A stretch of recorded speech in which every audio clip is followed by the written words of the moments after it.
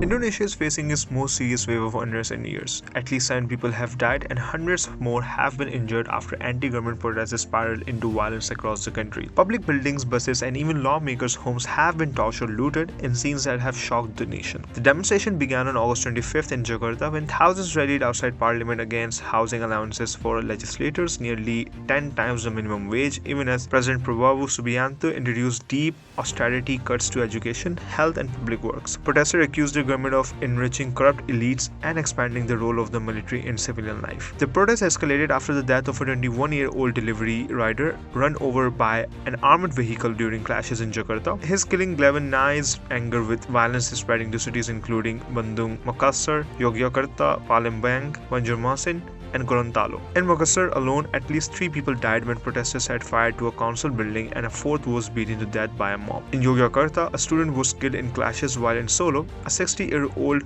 pedicab driver died from tear gas exposure. By Monday, authorities confirmed more than 1,240 arrests and damages worth over $3.3 million.